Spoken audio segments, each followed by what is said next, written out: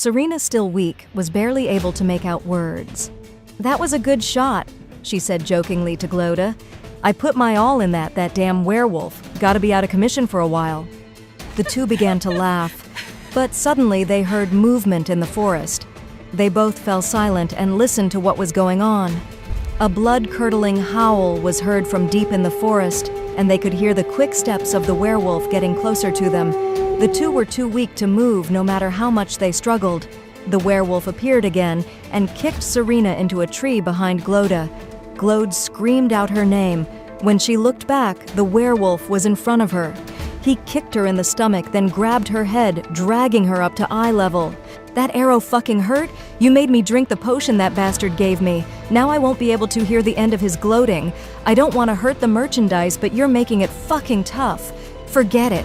I'm not selling you to some rich guy. I'll hold you up in a hole and let the most disgusting people in the slums have their way with you. Sure, it might take a little longer to make as much as a noble was gonna pay for you, but it'll be worth it to see you suffer. You fucking bitch!" As he slammed Gloede back to the ground multiple times until she coughed blood. Serena screamed for him to stop, which the werewolf just ignored. Once he seemed satisfied, he threw Gloede on his shoulder and began to walk away. Serena screamed for him to stop, and she began to crawl her way towards him. The werewolf stopped for a moment and looked back at Serena. He figured she is too much trouble and won't be worth the payout. He simply turned up his face at her and walked away. Serena dragged herself to her feet and dragged herself across the forest. Continuing to scream at the werewolf, Gloede could barely talk. She tried telling Serena to stop, but she couldn't be heard. She was too weak for her voice to carry. The werewolf, still upset with what happened, stopped and looked back at Serena. She was annoying him, so he dropped Gloede and turned to face Serena. He walked towards her, but she didn't react. Serena only was paying attention to Gloede. Seeing him drop her, Serena smiled. Then the werewolf stabbed Serena in the abdomen. Serena's eyes widened as she felt her wound and saw the blood cover her hand. She fell back to the ground, reaching out to Gloede, and Gloede reaching out to her, as the werewolf went back to grab Gloede and throw her on his shoulder. Serena began to pass out when she had a vision. A woman on a chariot pulled by horses stopped in front of her. "My child, child of the moon, what do you want?" Serena couldn't look up at her. She simply spoke, "I want to save my friend." "Shouldn't you save yourself?" "She's my only friend, the only person who tried to understand me. If I can't save her, what's the point in me surviving?" "You must be alive to save any one child. Perhaps you're too weak at the moment to accept my blessings, but if you survive tonight, the moon shall bless you for the rest of your days." The woman forced Serena's head up and stared into her eyes, whose pupils turned the shape of a crescent moon. As she stared into Serena's eyes, hers turned the same. "Now stand, my child. The night is young and your enemy still breathes." The werewolf continued to walk the forest, complaining about what happened. "These women are nothing but trouble, goddammit. Should I just kill you and say fuck it? But then I get nothing for my troubles. You're lucky you're so valuable, otherwise I would treat you the same as your friend. She should be done bleeding out by now."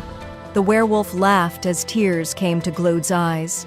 As he continued walking, he saw something in the distance. It looked like Serena's figure ahead of him. The werewolf rubbed his eyes and squinted, but she was gone. "This fucking forest is making me go crazy! I'm gonna take a good vacation after this." An arrow whistled through the air. The werewolf ears perked up, and he put up his arm to block it.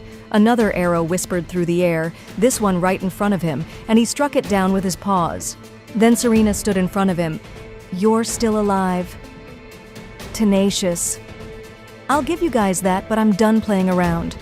Value your life and just walk away. You can't save everyone." Serena ignored his provocations.